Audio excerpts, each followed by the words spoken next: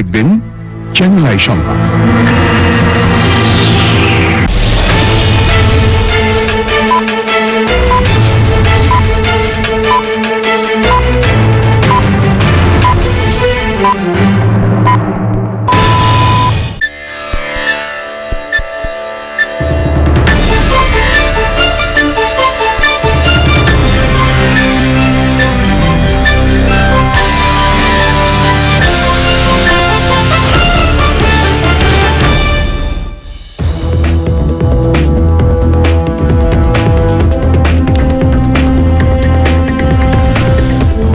আসসালামু আলাইকুম প্রিয় দর্শক, চ্যানেল আই সংবাদে আপনাদের সঙ্গে আছি আমি সামির হোসেন। বিস্তারিত সংবাদে শুরুতে জানিয়ে দিচ্ছি ফ্রেশ বিস্কুট সংবাদ শিরোনামগুলো। সারা দেশে করোনার টিকা দেয়া শুরু 7 ফেব্রুয়ারি। বুধবার অনলাইনে উদ্বোধন করবেন প্রধানমন্ত্রী শেখ হাসিনা। রাত পোহালে চট্টগ্রাম সিটি কর্পোরেশন নির্বাচন, নিরপেক্ষ না হলে ভবিষ্যতে বিএনপির অংশ না নেয়ার ঘোষণা। সারা দেশে এইচএসসি ও সমমানের ফল প্রকাশ শিগগিরই। পাশের হার শতভাগ হলেও উচ্চশিক্ষার সুযোগ ভর্তি পরীক্ষায়। বিমানে 1300 কোটি টাকার অনিয়ম পেয়েছে সংসদীয় তদন্ত কমিটি। দোষীদের বিরুদ্ধে শিগগিরই সমন জারির সম্ভাবনা। এবং বিমান পরিবহন খাতকে সমৃদ্ধ করতে পুরনো নীতি সংশোধনে এওবির দাবি। সমস্যা দ্রুত সমাধানে কর্তৃপক্ষের আশ্বাস।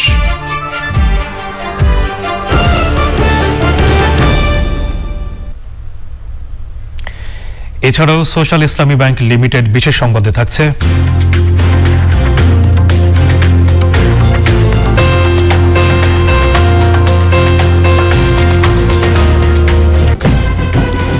ভারতের প্রজাতন্ত্র দিবসের কুচকাওয়াজে বাংলাদেশের নেতৃত্ব দেওয়ার খবর।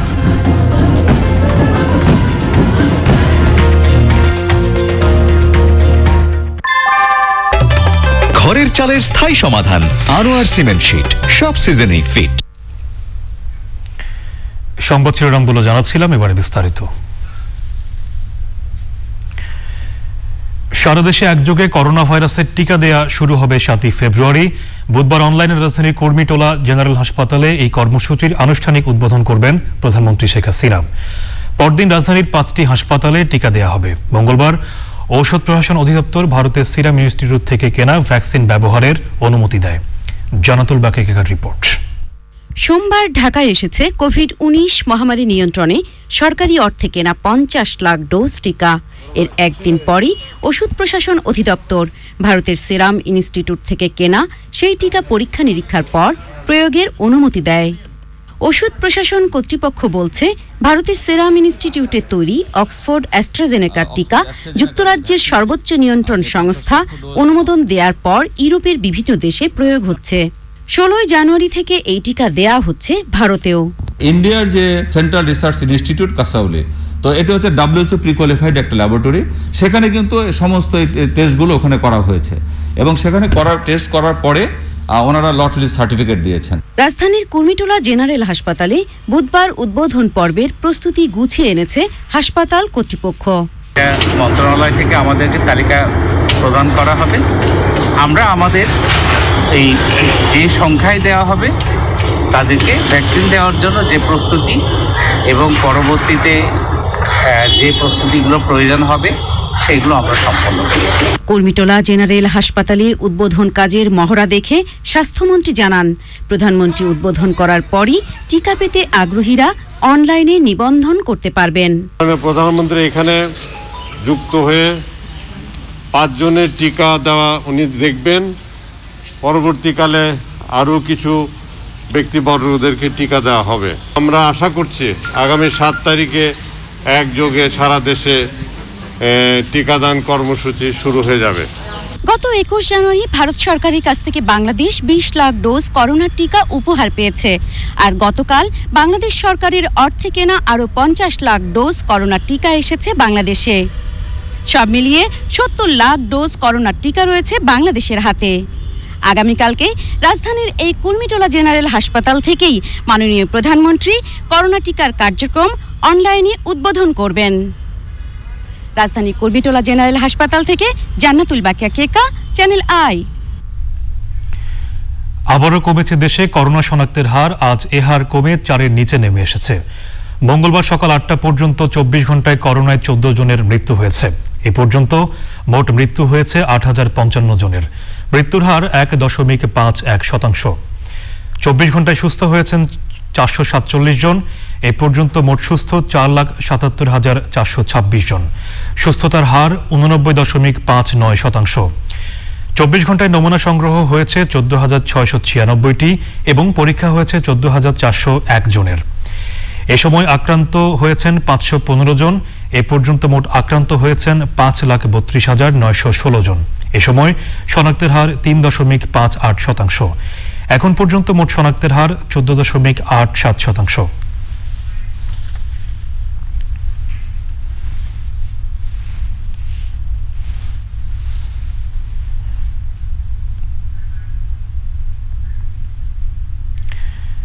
চট্টগ্রাম সিটি কর্পোরেশন নির্বাচনে ভোট গ্রহণের সব প্রস্তুতি শেষ করেছে নির্বাচন কমিশন। বুধবারের নির্বাচনে জয়ের ব্যাপারে আত্মবিশ্বাস প্রকাশ করেছে আওয়ামী লীগ। আর বিএনপি বলছে নিরপেক্ষ না হলে ভবিষ্যতে তারা আর কোনো নির্বাচনে অংশ নেবে না। মনির হোসেনের ভিডিও চিত্রে চট্টগ্রাম থেকে সোমা ইসলামের রিপোর্ট। নির্বাচনী আইন অনুযায়ী প্রার্থীরা আর ভোট চাইতে না পারলেও দল সমর্থিত প্রার্থীদের জন্য বিদ্রোহী প্রার্থীরা যাতে ক্ষতিকর হয়ে না ওঠেন তা নিশ্চিত করতে নগরীর বিভিন্ন ওয়ার্ডে ওয়ার্ডে কাজ করছেন সাবেক মেয়র আজম নাসির উদ্দিন। আমি দৃঢ়ভাবে বিশ্বাস করি আগামীকাল উৎসবমুখর পরিবেশে এবং সম্মানিত ভোটারদের অংশগ্রহণ ভিত্তিতে একটি অবাধ, সুষ্ঠু, নিরপেক্ষ এবং গ্রহণযোগ্য নির্বাচন হবে।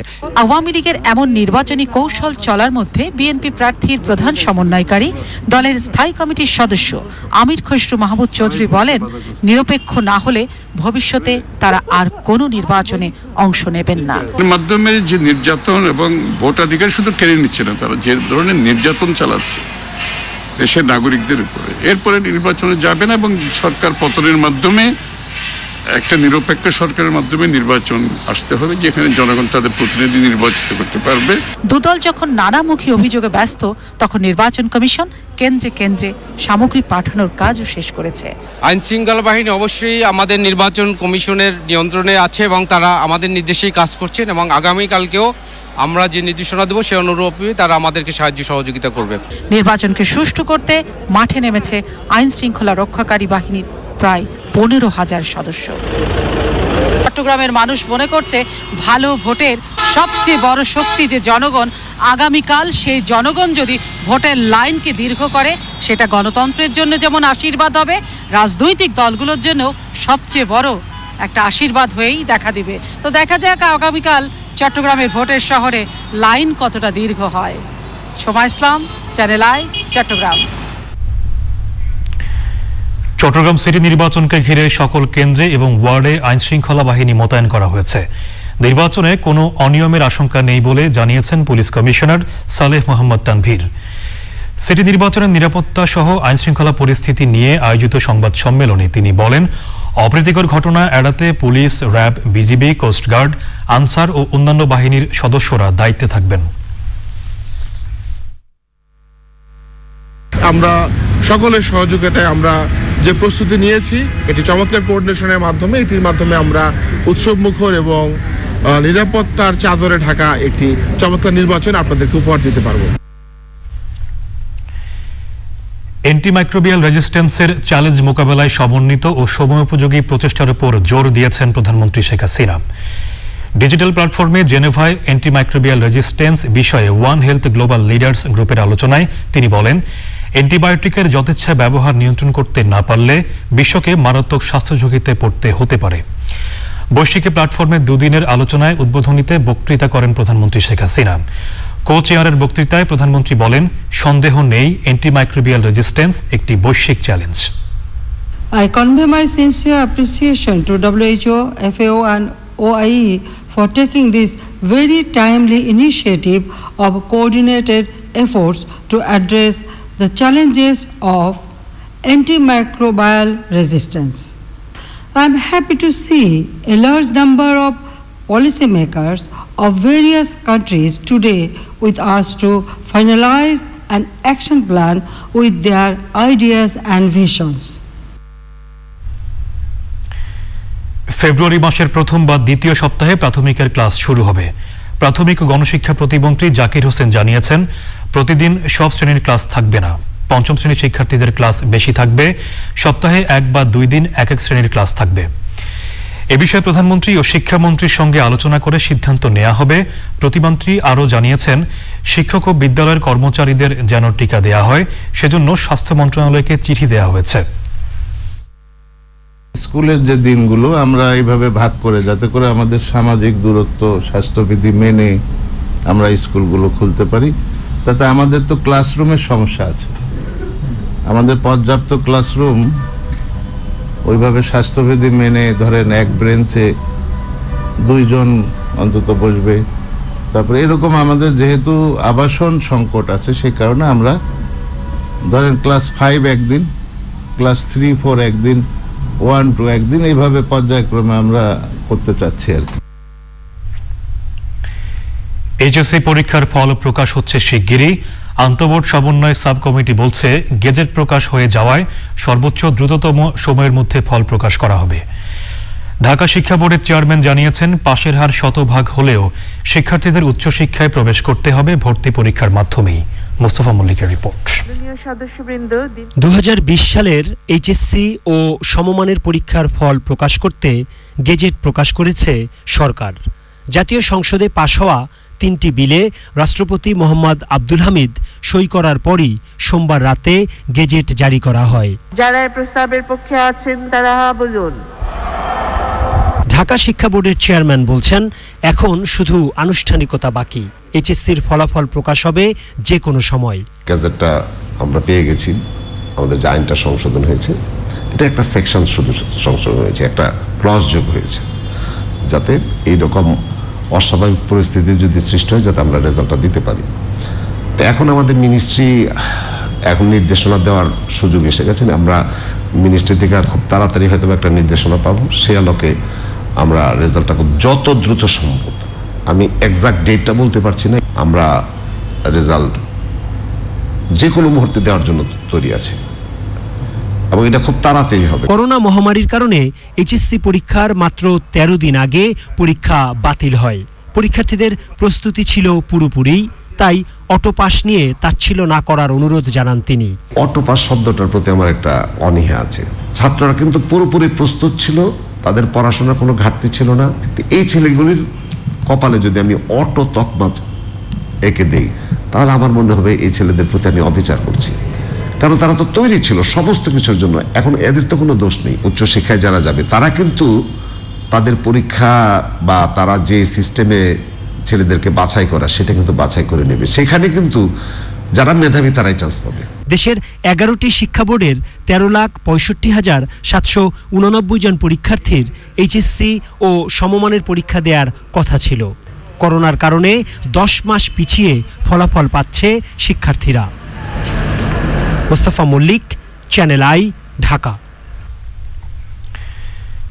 বিমান বাংলাদেশ এয়ারলাইন্সে 1300 কোটি টাকার অনিয়মের তথ্য পেয়েছে বেসামরিক বিমান পরিবহন ও পর্যটন মন্ত্রণালয় সম্পর্কিত সংসদীয় স্থায়ী কমিটি। বিমানে দুর্নীতি অভিযোগ খতিয়ে দেখতে গঠন করা কমিটির প্রতিবেদনে অনিয়মের চিত্র উঠে এসেছে। লুৎফর রহমান সোহাগের রিপোর্ট। মিশর থেকে 2014 সালে 2টি বোয়িং বিমান ভাড়া এনে বিপুল ক্ষতির মুখে পড়ে বাংলাদেশ বিমান। পরে বিমান ভাড়া করা সহ বিমান বাংলাদেশ এয়ারলাইন্সের অন্যান্য দুর্নীতির অভিযোগ তদন্তে নামে বেসামরিক বিমান পরিবহন ও পর্যটন মন্ত্রণালয় সম্পর্কিত সংসদীয় স্থায়ী কমিটি। 1.5 বছর তদন্তের পর 5 সদস্যের কমিটির প্রতিবেদনে গুরুতর অনিয়মের চিত্র উঠে আসে। 1300 কোটি টাকার একটি অনিয়ম দেখা গিয়েছে। পাশাপাশি আরও কতগুলা অনিয়ম আমরা দেখেছি। আমাদের কমিটিতে আলোচনা হবে, আলোচনার পরে পূর্ণাঙ্গ একটি বিবৃতি আসবে। কিছুদিন চলার পরেই বিমানটি নষ্ট হয়ে যায়। এখান থেকেই আসলে এই অনিয়মটা শুরু হয়। আর শুরু থেকেই আরএফপিতে যা ছিল সেটাকে পাশ কাটিয়ে এই 18 বছরের পুরনো বিমান দুটি আনা হয়েছে। অনিয়মে জড়িতদের বিরুদ্ধে ব্যবস্থা নিতে পদক্ষেপ নেবে সংসদীয় কমিটি। ইরশাদের নেতৃত্বে যে পরিদর্শন দলটি গিয়েছিল, সেই দলের পুরো লোকদেরই নাম আমরা উপস্থাপন করেছি। তাদেরকে সমন জারি করা হবে। পরবর্তী মিটিং এ আপনার ডাক তাদের অবস্থান ব্যাখ্যা করার জন্য। কোন প্রেক্ষাপটে বিমানটা ভাড়া নিলেন, সেই বিমান যথাযথভাবে উড্ডীন হয় নাই কেন? সরকারের তৎপরতায় রাষ্ট্রীয় সংস্থাটিতে দুর্নীতি কমিয়ে আনা সম্ভব হয়েছে বলেন এই সংসদ সদস্য। লুৎফর রহমান সোহাগ, চ্যানেল আই, ঢাকা। দেশে বিমান পরিবহন খাতকে সমৃদ্ধ করতে পুরনো নীতি সংশোধন করার দাবি জানিয়েছেন aviation operators association of Bangladesh AOAB। নিয়ন্ত্রণ সংস্থা এবং অপারেটরদের নিয়ে সেমিনারে সংগঠনের কর্মকর্তারা বিমানবন্দর ব্যবহারের চার্জ ও জেট ফুয়েলের দাম কমানো সহ বিভিন্ন সংকট দূর করার তাগিদ দিয়েছেন। সমস্যা দ্রুত সমাধানের আশ্বাস দিয়েছে বেসামরিক বিমান চলাচল কর্তৃপক্ষ। সামিয়া রহমান প্রিমার রিপোর্ট। বিশ্বে করোনা ভাইরাসের সংক্রমণ ঠেকাতে যখন তখন আকাশপথে চলাচলে নিষেধাজ্ঞা, যাত্রী পরিবহনে কড়াকড়ি সহ নানা কারণে সবচেয়ে বেশি ধাক্কা খেয়েছে বিমান পরিবহন খাত। সব মিলিয়ে এই খাতের সংশয় ও উৎকণ্ঠার বছর ছিল 2020 সাল। এই বাস্তবতায় রাজধানীতে সেমিনারে যোগ দিয়ে সংশ্লিষ্টরা বিমানবন্দর অবকাঠামো, যন্ত্রাংশ আমদানিতে কর শুল্ক ও উড্ডয়ন অবতরণ জটিলতা সহ নানা সমস্যা নিয়ে আলোচনা করেন। বিভিন্ন এভিয়েশন কোম্পানির শীর্ষ ব্যক্তিরাও এতে যুক্ত হন। আমরা প্রস্তাব দিয়েছিলাম আমরা নিজেরাই ফুয়েল ইম্পোর্ট করব, আমরা সেই পারমিশনটা এখনো পাইনি। সো আমাদের এই স্বাধীনতাটা নাই। হেলিকপ্টারের কথা বলা হলো যে এলিভেটেড ল্যান্ডিং অর্থাৎ rooftop landing, it is essential. Airport থেকে হসপিটালে যেতে সেই পেশেন্টের 1.5 ঘন্টা 2 ঘন্টা লেগে যাচ্ছে because of the traffic jam. তো এইটা কি ভায়াবল হতে পারে? তো সেই জিনিসগুলো যদি আপ টু ডেট করে, আমার মনে হয় যে আমাদের অনেক এই সেক্টরটা এগিয়ে যেতে পারে। করোনা পরিস্থিতির ক্ষতি পুষিয়ে দেওয়া সহ সংকট সমাধানে নানা উদ্যোগের কথা জানান CAAB চেয়ারম্যান। আমরা এরোনটিক্যাল চার্জে ছাড় দিয়েছি, নন এরোনটিক্যাল চার্জগুলোতে ছাড় দিয়েছি। ফিউলের প্রাইসটা যখন নাকি খুব কঠিন সময় ছিল কমানো হয়েছিল, বাট আমরা কন্টিনিউয়াসলি চেষ্টা করব তাদের এগুলোকে সরকারের কাছে উপস্থাপন করে যাতে তাদের বিভিন্ন অসুবিধাগুলোকে আমরা ক্রমাগতভাবে আমরা এগুলোকে অ্যাডজাস্ট করতে পারি। প্যান্ডেমিকে যেখানে সব জায়গায় সেক্টরগুলো বন্ধ হয়ে আছে, আমরা কিন্তু চলমান রেখেছি যাতে করে আমাদের দেশের উন্নয়ন কন্টিনিউ করতে পারি। বিমান চলাচল খাতের টেকসই উন্নয়নে দুর্নীতি দূর করতে সংশ্লিষ্টদের জোরালো সহযোগিতা চেয়েছেন তিনি। Corruption remained, but we want to say no to corruption. বেসামরিক বিমান চলাচল কর্তৃপক্ষ জানায় বিশ্বের বিভিন্ন দেশ বাংলাদেশের সাথে সরাসরি বিমান চলাচলে আগ্রহী। এ নিয়ে বেশ কয়েকটি সমঝোতা চুক্তি আলোচনার টেবিলে রয়েছে। Samia Rahman Prima, channel I, Dhaka. Customs হাউসগুলোতে আমদানি রপ্তানি পণ্য পরীক্ষায় আধুনিক স্ক্যানার কিনতে দেরি হয় উদ্বেগ জানিয়েছেন অর্থমন্ত্রী। এনবিআর এর আয়োজনে কাস্টমস দিবসের আলোচনায় অনলাইনে যুক্ত হয়ে খারাপ ব্যবসায়ীদের ছাড় না দেওয়ার নির্দেশ দেন তিনি। রিজভি নওয়াজের রিপোর্ট। আন্তর্জাতিক কাস্টমস দিবসের আলোচনা জাতীয় রাজস্ব বোর্ড এনবিআর সম্মেলন কক্ষে। করোনাকালে সীমিত পরিসরের আয়োজনে আলোচকরা বলেন, অর্থনীতির আকার বেড়ে চলার সাথে তাল মিলিয়ে চলতে পারছে না এনবিআর। আমদানি রপ্তানি পণ্য পরীক্ষার আধুনিকায়ন না হওয়াকে ব্যর্থতা বলে স্বীকার করেন অর্থমন্ত্রী। আগে আমরা অনেক পত্রপত্রিকা দেখেছি এবং এটার আংশিক যদি সত্য হয় তাহলে এটা ভয়াবহ যে আমরা রপ্তানি করি ইট, পাথর এবং দেখাচ্ছি আমরা সেটাতে আমরা রপ্তানি করছি বিভিন্ন জিনিস, এবং আমদানির ক্ষেত্রে একই অবস্থা যে আমাদের এখানে বালি আসে বিদেশ থেকে। অনেক গুরুত্ব দিয়েছে এবং আমি অনেকভাবে আপনাদেরকে বিরক্ত করেছি এই স্ক্যানারগুলো টাইমলি বসাবার জন্য। স্ক্যানারগুলো আমরা মেহরবানি করে, আমার মনে হয় 10টার মতো স্ক্যানার আপনাদের আছে। আমি যতটুকু দেখেছি যে আরো 13টি স্ক্যানার কেনার জন্য আমাদের প্রক্রিয়া আছে, সেই প্রক্রিয়াটাকে ত্বরান্বিত করতে হবে। এনবিআর চেয়ারম্যান জানান, কর আদায় জোরদার করতে নজরদারি বাড়ানো হচ্ছে। ই পেমেন্টের আমরা একটা রোড ম্যাপ জারি করেছি যাতে 2 লাখ টাকার ঊর্ধ্বে সকল কর আগামী 1 জুলাই থেকে ই পেমেন্ট ছাড়া নেওয়া হবে না। অপ্রাতিষ্ঠানিক খাতগুলোকে মূলধারায় আনতে ব্যাংক ভিত্তিক লেনদেন চালান ব্যবহার পদ্ধতি চালুর উদ্যোগের কথা জানান এফবিসিসিআই সভাপতি। আমরা বলছি যে বাংলাদেশে যত আমাদের ডিলার, ডিস্ট্রিবিউটর, রিটেলার আছে তাদের পেমেন্টগুলো চালানের বেসিসে ব্যাংক টু ব্যাংক করা ম্যান্ডেটরি করা যায় কিনা। রাজস্ব আয়ের ধারাকে আরো গতিশীল করতে এনবিআরকে সব রকম সহায়তা করার আশ্বাস দেন ব্যবসায়ীরা। Rizvi Nawaz, channel I, Dhaka. এবারে আই স্পোর্টস।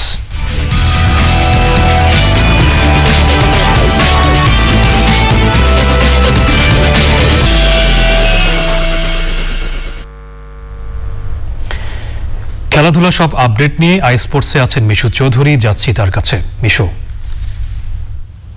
সামির, আপনাকে ধন্যবাদ। সম্মানিত দর্শক, সবাইকে শুভেচ্ছা সহ আমন্ত্রণ জানাচ্ছি আজকের আই স্পোর্টসে। আমি মিশু চৌধুরী আপনাদের সাথে আছি। বঙ্গবন্ধু ক্রিকেট সিরিজে উইন্ডিজের বিপক্ষে বাংলাদেশের বোলিং ডিপার্টমেন্টকেই এগিয়ে রাখছেন টিম টাইগার্সের সাবেক কোচ সারওয়ার ইমরান।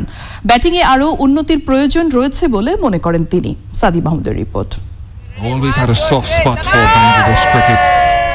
করোনাকালের দীর্ঘ বিরতি কাটিয়ে আন্তর্জাতিক ক্রিকেটে ফেরা টাইগারদের শুরুতেই ক্যারিবীয়দের হোয়াইট ওয়াশ।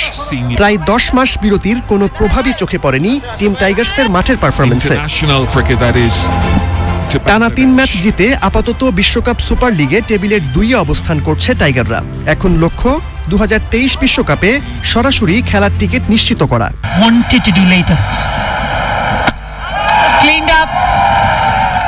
টাইগারদের প্রত্যাবর্তন সিরিজে সাকিব তামিমদের পারফরমেন্স ফুল মার্কসই পেয়েছে। তারপরও ব্যাটিংয়ের চেয়ে বোলিংকেই কিছুটা এগিয়ে রাখছেন দলের সাবেক coach Sarwar Imran. Overall performance তো 100তে 100, কারণ 3টা ওয়ানডেতে 3টায় আমরা ওদের বিট করেছি। আর ব্যাটিংকে আমি এগিয়ে রাখবো না, এই জন্য যে এই অনভিজ্ঞ একটা দলের বিপক্ষে কেউ ক্যারি আউট করতে পারে নাই, কেউ বড় ইনিংস খেলতে পারে নাই। একটা সেঞ্চুরি নেই 3টা ওয়ানডে। আমার মনে হয় 2-3টা সেঞ্চুরিও থাকা উচিত ছিল এই দলের সাথে, যদিও প্রথম 2টা ওয়ানডেতে সেই সুযোগ কম ছিল। কন্ডিশন বুঝে নিজেদের তৈরি হওয়ার পরামর্শও দিয়েছেন এই ক্রীড়া বিশ্লেষক। পাশাপাশি সামনের টেস্ট সিরিজে ব্যাটিংয়ে আরও মনোযোগী হওয়ার তাগিদ দিয়েছেন। আমরা যদি অস্ট্রেলিয়ায় যাই, আমাদের সেরকম উইকেটে প্র্যাকটিস করতে হবে, সেরকম ভাবে তৈরি হতে হবে। টেস্টে আমাদের বিরাট সুযোগ, একটা পয়েন্ট, ভালো পয়েন্ট বাগায় নেওয়ার। বাট আমি বলবো যে টেস্টে ওদেরকে ছোট করে দেখা ঠিক হবে। ইনএক্সপিরিয়েন্স হলে ওদের ফার্স্ট ক্লাস ক্রিকেটের এক্সপিরিয়েন্স আছে, এবং পেস বোলিং যদি অ্যাডভান্টেজ থাকে, তাদের পেস বোলিংয়ের অ্যাডভান্টেজ আছে। সেই হিসাবে আমি বলবো যে টেস্টে তাদের তাড়াহুড়া করে রান করার জায়গা নাই, তারা হয়তো টেস্টে কামব্যাকও করতে পারে। ওয়ানডে সিরিজের 3 ম্যাচে 158 রান করে সর্বাধিক রান অধিনায়ক তামিমের, 113 রান করে সাকিব আছেন 3 নম্বরে। সবচেয়ে বেশি উইকেট শিকারীদের প্রথম 4 জনই বাংলাদেশের। 7 উইকেট নিয়ে বোলারদের তালিকায় সবার উপরে অফ স্পিনার মেহেদী হাসান মিরাজ। চট্টগ্রামের জহুর আহমেদ চৌধুরী স্টেডিয়ামে বাংলাদেশ ওয়েস্ট ইন্ডিজের প্রথম টেস্ট শুরু হবে 3রা ফেব্রুয়ারি। সাদি মাহমুদ, চ্যানেল আই, ঢাকা। চট্টগ্রামে অনুশীলন শুরু করেছে বাংলাদেশ টেস্ট দল। 3রা ফেব্রুয়ারি শুরু হবে প্রথম টেস্ট। এর আগে 29 তারিখ থেকে ক্যারিবীয়দের সাথে 3 দিনের প্রস্তুতি ম্যাচ খেলবে বিসিবি একাদশ। চট্টগ্রামের তরুণ সম্ভাবনাময় ব্যাটসম্যান ইয়াসির আলী রাব্বি আছেন সুযোগের অপেক্ষায়। প্রায় 1 বছর পরে আমরা ইন্টারন্যাশনাল ক্রিকেটে নামছি, আর সেটা যদি হয় চিটং থেকে আমার হোম টাউন, তো অন্যরকম একটা এক্সাইটমেন্ট কাজ করছে। জানি না হয়তো 11 থাকার সুযোগ হবে কি হবে না, but it's a great feeling that আমি টিমের সাথে আছি এই জায়গায়। স্পেশালি তামিম ভাই, সাকিব ভাই যেভাবে নিজেদেরকে মেনটেন করে এখন, তো ওদের সাথে সবসময় আমি কথা বলি এইসব বিষয় নিয়ে, যে কীভাবে আপনারা নিজেদেরকে মেনটেন করছেন। কারণ এখন আসলে যে যুগ, যে কম্পিটিশন, তো নিজেকে ওরকমভাবে মেনটেন না করলে খেলাটা খুব টাফ হয়ে যায়। তো সবাইকে দেখে আমি খুব ভালো ভালো জিনিস তাদের কাছ থেকে, সবার কাছ থেকে নেওয়ার চেষ্টা করছি। প্রথম বাংলাদেশি হিসেবে আইসিসির কোনো টেস্ট ম্যাচে রেফারির দায়িত্ব পালন করতে যাচ্ছেন নিয়ামুর রশিদ রাহুল। 3 ফেব্রুয়ারি চট্টগ্রামের জহুর আহমেদ চৌধুরী স্টেডিয়ামে শুরু হতে যাওয়া বাংলাদেশ ওয়েস্ট ইন্ডিজের প্রথম টেস্টে আন্তর্জাতিক ম্যাচ রেফারি হিসেবে অভিষেক হচ্ছে জাতীয় দলের সাবেক এই ক্রিকেটারের। সিরিজের 2য় টেস্টেও রেফারির দায়িত্ব পালন করবেন তিনি। টিভি আম্পায়ার থাকবেন গাজী সোহেল, অনফিল্ড আম্পায়ারের দায়িত্ব পালন করবেন শরফুদ্দৌলা ইবনে সৈকত। 5ম বাংলাদেশি হিসেবে টেস্ট ক্রিকেটে আম্পায়ারিং করবেন সৈকত। করোনার কারণে দেশি আম্পায়ার দিয়ে ম্যাচ পরিচালনার সিদ্ধান্ত নিয়েছে আইসিসি। তবে বাংলাদেশে আন্তর্জাতিক মানের আম্পায়ার সংকট থাকায় আইসিসির এলিট প্যানেল থেকে এই সিরিজে দায়িত্ব পালন করতে 24 জানুয়ারি ঢাকায় পৌঁছেছেন ইংল্যান্ডের রিচার্ড এলিংওয়াথ। কোয়ারেন্টাইন শেষে চট্টগ্রামে যাবেন তিনি।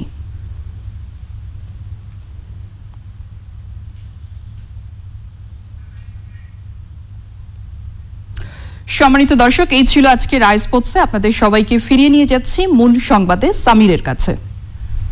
মিশু, আপনাকে ধন্যবাদ আমাদের সঙ্গে যোগ দেওয়ার জন্য। এবারে ইস্পাহানি ভ্যাকসিন সংবাদ অগ্রগতি।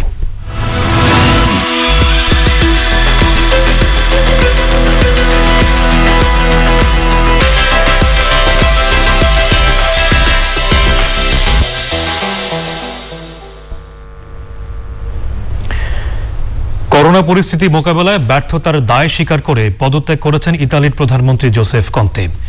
দেশটিতে করোনায় ৮৫,০০০ মানুষের প্রাণহানির পর সমালোচনার মুখে পড়েন তিনি। গত সপ্তাহে সিনেটে হারান আধিপত্য। ইতিমধ্যে তিনি দেশটির প্রেসিডেন্ট সার্জিও মাত্তেরেল্লার সাথে সাক্ষাৎ করে নতুন সরকার গঠনের প্রস্তাব দিয়েছেন। চুক্তি অনুযায়ী টিকা না পাওয়ায় ফাইজারকে টাকা দেয়া বন্ধ করে দিয়েছে সুইডেন। এদিকে টিকা না পাওয়ার জন্য ধনী দেশগুলোকে দায়ী করেছেন সাউথ আফ্রিকার প্রেসিডেন্ট। ইরানে রাশিয়ার উদ্ভাবিত স্পুটনিক 5 প্রয়োগ এবং আমদানির অনুমতি দেওয়া হয়েছে। মেক্সিকোকে 2 মাসে নিজেদের তৈরি স্পুটনিক 5 ভ্যাকসিনের 2,40,00,000 ডোজ দেবে রাশিয়া। সংবাদের পর্যায়ে নিচ্ছি অশোক লীলাডিফা দোটস বিরতি। আর বিরতির পর্যায়ে থাকছে পুলিশের লাঠিপেটা ও কাঁদানে গ্যাস উপেক্ষা করেই ভারতে কৃষকদের বিক্ষোভ, লালকেল্লা দখলে নিয়ে পতাকা উত্তোলন। এরপর চ্যানেল সংবাদে আবারও আমন্ত্রণ। জাতীয় সংসদে স্বাস্থ্য ও পরিবার পরিকল্পনা মন্ত্রণালয় সম্পর্কিত স্থায়ী কমিটি শেখ হাসিনা মেডিকেল বিশ্ববিদ্যালয় খুলনা বিল 2021 সংশোধিত আকারে পাশ করার সুপারিশ করেছে। এর আগে প্রশ্নোত্তর পর্ব টেবিলে উপস্থাপন হয়। পরে রাষ্ট্রপতির ভাষণ সম্পর্কে আনা ধন্যবাদ প্রস্তাবের উপর আলোচনা করেন সংসদ সদস্যরা। তারা বলেন, করোনা ভাইরাসের কারণে অন্যান্য দেশ প্রবৃদ্ধি হারালেও প্রধানমন্ত্রী শেখ হাসিনার নেতৃত্বে দেশে প্রবৃদ্ধি বজায় রেখে বৈদেশিক মুদ্রার রিজার্ভ বেড়েছে। প্রধানমন্ত্রীর ঐকান্তিক প্রচেষ্টায় দ্রুততম সময়ে বাংলাদেশে করোনার টিকা এসেছে বলেও মন্তব্য করেন তারা।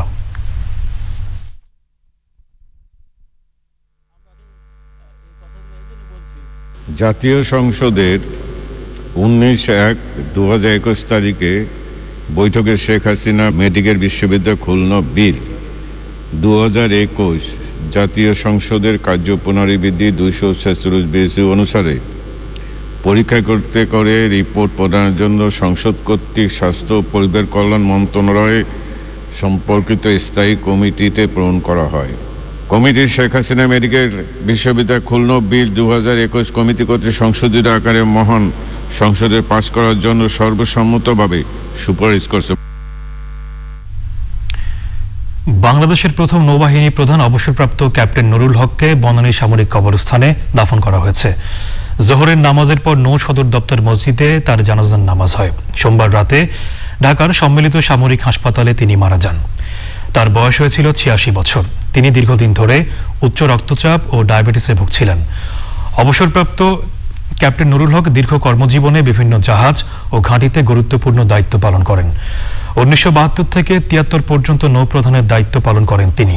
ক্যাপ্টেন নুরুল হকের মৃত্যুতে শোক জানিয়েছেন বাংলাদেশ নৌবাহিনীর সর্বস্তরের সদস্যরা। এবারে নিরল টাটা আন্তর্জাতিক সংবাদ।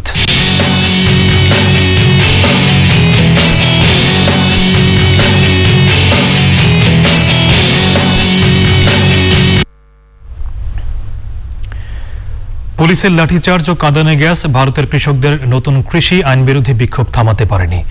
ভারতের প্রজাতন্ত্র দিবসে দিল্লির লালকেল্লা দখলে নিয়ে কৃষক আন্দোলনের পতাকা উড়িয়েছেন আন্দোলনকারী কৃষকরা। কুচকাওয়াজের পর ট্রাক্টর মিছিলের অনুমতি দেওয়া থাকলেও এর আগেই দিল্লিতে বিক্ষোভ শুরু করেন কৃষকরা। দিল্লির কাছে সিংহ সীমানায় পুলিশের সাথে কৃষকদের সংঘর্ষ হয়। সে সময় ট্রাক্টর উল্টে এক কৃষক নিহত হওয়ার খবর পাওয়া গেছে।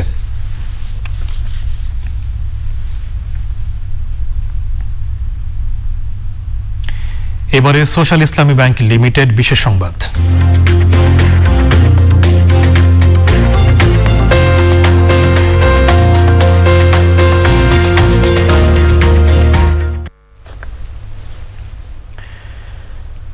বাংলাদেশের স্বাধীনতার 50 বছরকে ঘিরে ভারতের প্রজাতন্ত্র দিবসের কুচকাওয়াজে প্রথমবারের মতো অংশ নিয়ে নেতৃত্ব দিয়েছে বাংলাদেশ। দিল্লিতে 72তম প্রজাতন্ত্র দিবসের বর্ণাঢ্য কুচকাওয়াজে এ নিয়ে তৃতীয়বার কোনো বিদেশি সামরিক বাহিনীকে আমন্ত্রণ জানানো হয়। বাংলাদেশ স্বাধীনতার 50 বছরকে ঘিরে এই আমন্ত্রণ জানানো হলো ভারতের রাষ্ট্রপতি রামনাথ কোবিন্দ এবং প্রধানমন্ত্রী নরেন্দ্র মোদীর উপস্থিতিতে লেফটেন্যান্ট কর্নেল আবু মোহাম্মদ শাহনুর শাওনের নেতৃত্বে 122 সদস্যের সশস্ত্র বাহিনীর একটি দল কুচকাওয়াজে অংশ নেয়। শোনো একটি মুজিবরের থেকে গানের তালে তালে কুচকাওয়াজ প্রদর্শন করে বাংলাদেশ কন্টিনজেন্ট। করোনা পরিস্থিতিতে এবার সীমিত পরিসরে প্রজাতন্ত্র দিবস উদযাপন করছে ভারত। মূল কুচকাওয়াজের সময় ছিল 30 minute. meaning listen to the voice of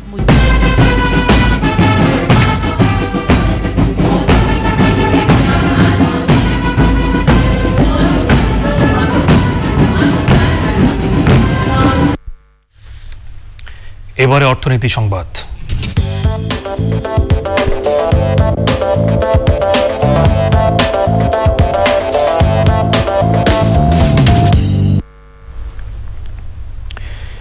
Islamic উন্নয়ন ব্যাংক গ্রুপের সদস্য international Islamic trade finance corporation এবং প্রাইম ব্যাংকের এসএমই খাতে $15 মিলিয়ন মুরাবাহ চুক্তি সই হয়েছে। International Islamic trade finance corporation ব্যাংকের নির্বাহী হানি সেলেম সানবল এবং প্রাইম ব্যাংকের ভারপ্রাপ্ত এমডি ফয়সাল রহমান নিজ নিজ প্রতিষ্ঠানের পক্ষে চুক্তি সই করেন। এই চুক্তির ফলে করোনা মহামারী জনিত কারণে ক্ষতিগ্রস্ত বাংলাদেশ ও অন্যান্য সদস্যভুক্ত দেশগুলির এসএমই খাতে ঘুরে দাঁড়ানো সম্ভব হবে। এবারে চট্টগ্রাম সংবাদ।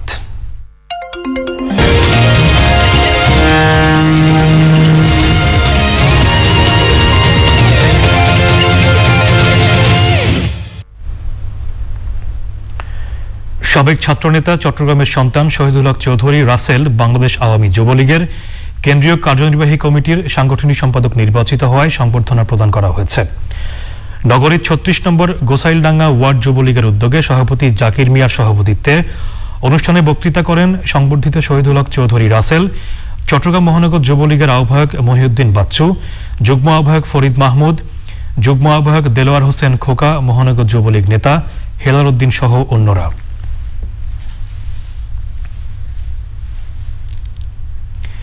এবারে পূবালী ব্যাংক লিমিটেড কৃষি সংবাদ।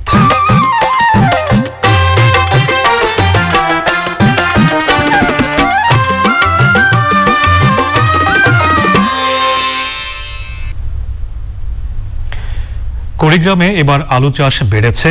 উৎপাদন খরচ বেশি হলেও কৃষক অন্যান্য মৌসুমী ফসলের আবাদ কমিয়ে বাড়িয়ে দিয়েছেন আলুর আবাদ। বাজার নিয়ন্ত্রণের মাধ্যমে দরপতন ঠেকানোর জন্য সরকারের সহযোগিতা চেয়েছেন তারা। কুড়িগ্রাম থেকে শ্যামল ভৌমিকের পাঠানো তথ্য ভিডিও চিত্রে সুদীপ্তা মাহমুদের রিপোর্ট। কুড়িগ্রাম জেলায় এবার লক্ষ্যমাত্রা ছাড়িয়ে আলুর আবাদ হয়েছে ৫,৭০০ হেক্টর জমিতে। দীর্ঘদিন ধরে বাজারে আলুর দাম বেশি থাকায় বীজ আলুও বিক্রি করেছেন অনেক কৃষক এবং ব্যবসায়ী।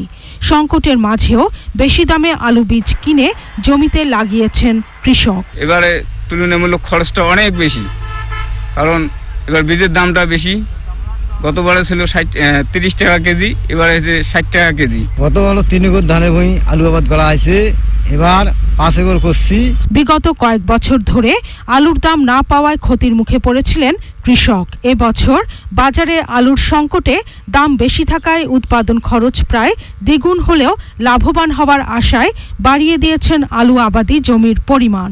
তো আলু আমরা 17 একর করছি, এখন একর প্রতি খরচ 70-80 হাজার টাকা যাওয়া লাগছে। যদি আমরা আলুর দামটা পাই তাহলে আমাদের টাকাটা উঠবে। কুড়িগ্রাম জেলায় আলু বীজের মোট চাহিদার 5 থেকে 6 ভাগ সরকারিভাবে বিএডিসির মাধ্যমে সংরক্ষণ করা হয়। কুড়িগ্রাম আলু বীজ হিমাগারে 1662 মেট্রিক টন বীজ মজুদ ছিল, যা আমরা আমাদের বীজ বিতরণ বিভাগের মাধ্যমে সুন্দর এবং সুষ্ঠুভাবে বিতরণ সম্পন্ন করেছি। কৃষকদের নানা রকম পরামর্শ ও সহায়তা দিচ্ছে কৃষি বিভাগ।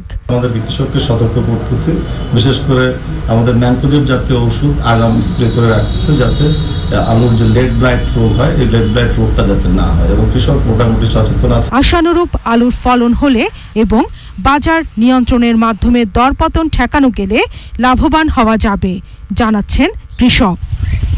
Sudipta Mahmud, channel I. এখন দেখবেন প্রকৃতি সংবাদ।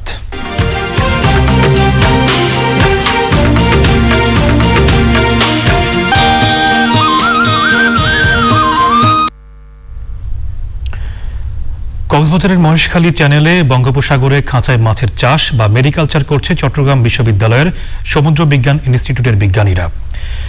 বাংলাদেশ মৎস্য গবেষণা ইনস্টিটিউটের সহযোগিতায় পরীক্ষামূলক এই প্রকল্পে সফলতাও এসেছে। গবেষকরা বলছেন, মেরিকালচার দেশের ব্লু ইকোনমিতে নতুন সম্ভাবনা তৈরি করতে পারে। কক্সবাজার থেকে নুরুল আলমের ভিডিও চিত্রে সারারজ মানিকের রিপোর্ট। সমুদ্রের পরিবেশ ও জীববৈচিত্র্য সংরক্ষণের পাশাপাশি সুনীল অর্থনৈতিক সম্ভাবনা কাজে লাগাতে নানামুখী উদ্যোগ শুরু হয়েছে। গবেষণার মাধ্যমে নতুন এ খাতকে কাজে লাগাতে কাজ করছে চট্টগ্রাম বিশ্ববিদ্যালয়ের সমুদ্র বিজ্ঞান ইনস্টিটিউটের বিজ্ঞানী ও শিক্ষার্থীরা। 6 মাস ধরে কক্সবাজারের মহেশখালী চ্যানেলের সাগরের পানিতে খাঁচায় মাছের চাষ করছেন তারা। সমুদ্র সম্পদকে কাজে লাগিয়ে যে নানামুখী কি করা যায়, কিভাবে এখানে অর্থনৈতিকভাবে আমরা পানিকে ব্যবহার করতে পারি, সেরকম একটা গবেষণা এখানে কাজ করছে। এটার নাম হচ্ছে ইন্টিগ্রেটেড মাল্টিট্রপিক অ্যাকোয়াকালচার। তার মানে এখানে আমরা পানির বিভিন্ন গুণাগুণের উপর ভিত্তি করে সিউইড চাষ, কাঁকড়া চাষ, সামুদ্রিক মৎস্য চাষ এবং শামুক ঝিনুকের চাষের একটা সমন্বিত প্রকল্প আমরা এখানে তৈরি করছি, যাতে করে মৎস্যজীবীরা কিংবা যারা এই ফার্মার তারা এখানে এসে এটা দেখতে পারেন, উৎসাহিত বোধ করতে পারেন যে কিভাবে এই কাজটা করতে হয়। এই প্রকল্পে ভেটকি, বাটা, খরুল ও দাতিনার চাষে সফলতা এসেছে। দুর্লভ কালো ঝিনুক সহ বিভিন্ন প্রজাতির সামুদ্রিক প্রাণীরও চাষ হচ্ছে এখানে। সেই সুনীল অর্থনীতির ক্ষেত্রে এই প্রজাতিগুলি খুবই একটি গুরুত্বপূর্ণ প্রজাতি দেশের মৎস্য সম্পদ উন্নয়নের ক্ষেত্রে। এই লক্ষ্যকে সামনে রেখেই বাংলাদেশ মৎস্য গবেষণা নিজেরাও কিছু কাজ করছে, চট্টগ্রাম বিশ্ববিদ্যালয়ের সাথে যৌথভাবে কিছু গবেষণা পরিচালনা করছি। আমাদের যে প্রযুক্তিগুলি আছে সেগুলি যদি মাঠে ঘাটে ভবিষ্যতে ছড়িয়ে দিতে পারি তাহলে দেশে একটি সম্ভাবনাময় ক্ষেত্র তৈরি হবে। সমুদ্র সম্পদের বহুমুখী অর্থনৈতিক খাত তৈরিতে বেশি বেশি গবেষণার পরামর্শ দিয়েছেন জনপ্রতিনিধিরা। এগুলিকে যদি জনগণের কাছে গ্রহণযোগ্য করতে পারি, এগুলি পাইলটিং এর মাধ্যমে এগুলির অর্থনৈতিক কর্মকাণ্ডগুলি আমরা করতে পারি, তাহলে আমরা বিশ্বাস করি যে বঙ্গোপসাগরে যে অফুরন্ত আমাদের সম্পদ রয়েছে, সেই যে সুনীল অর্থনীতির কথা আমরা বলছি, সেগুলির ক্ষেত্রে একটি নতুন দিগন্ত উন্মোচিত হবে। প্রযুক্তির মাধ্যমে নোনাপানিতে সমন্বিত মৎস্য চাষ প্রকল্প সফল হলে সামুদ্রিক মৎস্য রফতানির নতুন খাত তৈরি হবে। বাংলাদেশে মৎস্য চাহিদা পূরণ করে বিদেশে রপ্তানির জন্য কাজ করছে এই গবেষকরা। এতে করে দেশ এগিয়ে যাবে বলে মনে করছেন সংশ্লিষ্টরা। কক্সবাজারের মহেশখালীর আদিনাথ পয়েন্ট থেকে সরোয়ার আজম মানিক, চ্যানেল আই। এবারে এক্সিম ব্যাংক বাণিজ্য সংবাদ।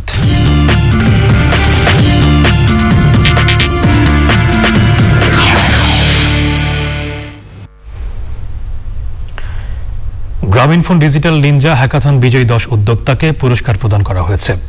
Android application development, business analyst, ISO application, quality assurance engineer এবং ব্যাক এন্ড ডেভেলপমেন্ট ক্যাটাগরিতে একজন বিজয়ী ও রানার আপকে পুরস্কৃত করা হয়। অনুষ্ঠানে digitisation and growth prospectus of Bangladesh শীর্ষক প্যানেল ডিসকাশন হয়েছে।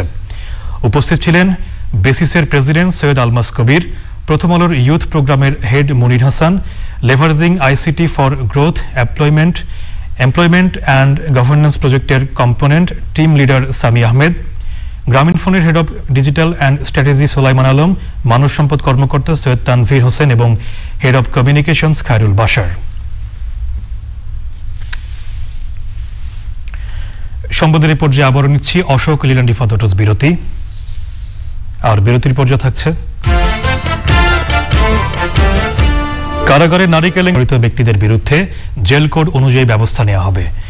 স্বরাষ্ট্র মন্ত্রণালয়ে বাংলাদেশ ক্রাইম রিপোর্টার্স অ্যাসোসিয়েশনের নবনির্বাচিত কমিটির কর্মকর্তাদের সাথে মতবিনিময়ে তিনি বলেন, রোহিঙ্গা সমস্যা সমাধানে কাজ করছে সরকার, সকল রোহিঙ্গাকে ভাষান্তরে নিয়ে যাওয়া হবে। সাংবাদিকদের প্রশ্নের জবাবে মন্ত্রী বলেন, কাশিমপুর কারাগারের ঘটনায় এই পর্যন্ত 5 জনকে বরখাস্ত করা হয়েছে।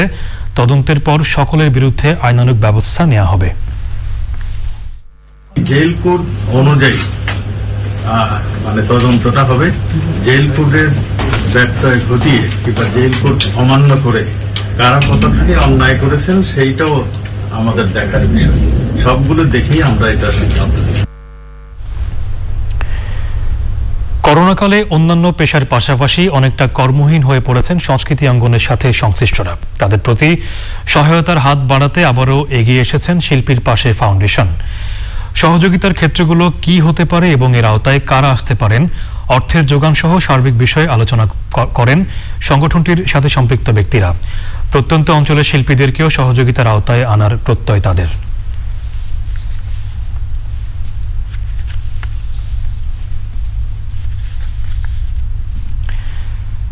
ঢাকা বিশ্ববিদ্যালয়ে বঙ্গবন্ধু বক্তৃতামালার দ্বিতীয় বক্তৃতা হয়েছে। ঢাকা বিশ্ববিদ্যালয়ের Bangabandhu Sheikh Mujib research institute for piece and liberty এবং উচ্চতর মানবিক ও সামাজিক বিজ্ঞান গবেষণা কেন্দ্রের এই যৌথ আয়োজনে বক্তারা বলেন, জাতির পিতাকে তরুণ প্রজন্মের মাঝে আরও বেশি তুলে ধরতে হবে।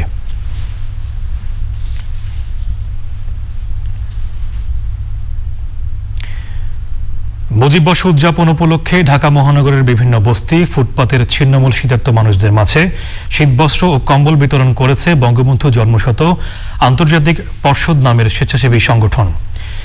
বিকেলে রাজধানী শাহবাগে জাতীয় জাদুঘরের সামনে কর্মসূচির উদ্বোধন করেন জাতিসত্তার কবি মোহাম্মদ নুরুল হুদা। সভাপতিত্ব করেন সংগঠনের প্রধান সমন্বয়ক কবি আসলাম সানি। উপস্থিত ছিলেন সংস্কৃতি অঙ্গনের বিশিষ্টজনেরা।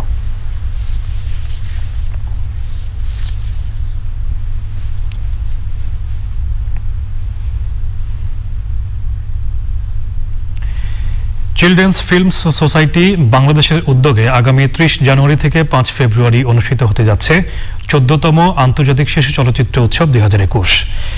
ফ্রেমে ফ্রেমে আগামী স্বপ্ন এই স্লোগানে উৎসবটি রাজধানীর কেন্দ্রীয় পাবলিক লাইব্রেরি, জাতীয় জাদুঘর ও বাংলাদেশ শিল্পকলা একাডেমিতে অনুষ্ঠিত হবে। এবারের উৎসবে বাংলাদেশ ছাড়াও ৩৭টি দেশের ১৭৯টি শিশুতোষ চলচ্চিত্র প্রদর্শিত হবে। আগামী ৩০ জানুয়ারি কেন্দ্রীয় পাবলিক লাইব্রেরি শওকত ওসমান মিলনায়তনে উৎসবের উদ্বোধন করবেন তথ্যমন্ত্রী হাসান মাহমুদ। এ উপলক্ষে অল নিউজ প্রেসে সংবাদ সম্মেলনে আয়োজকদের পক্ষ থেকে এ তথ্য জানানো হয়। প্রদর্শনী অভিভাবক, শিশু কিশোর সহ সবার জন্য মুক্ত থাকবে। সিনেমা দেখার জন্য কোনো ধরনের প্রবেশ মূল্য না থাকলেও মাস্ক পরিধানকে উৎসবের টিকিট হিসেবে বিবেচনা করা হবে। সংবাদের এই পর্যায়ে আবারও নিচ্ছি অশোক ইংল্যান্ড ইফাদটস বিরতি। আর বিরতির পর্যায়ে থাকছে ১৪ বছর পর পাকিস্তানের টেস্ট খেলছে সাউথ আফ্রিকা। প্রথম দিন বোলারদের দাপটে দু দলের ১৪ উইকেটের পতন।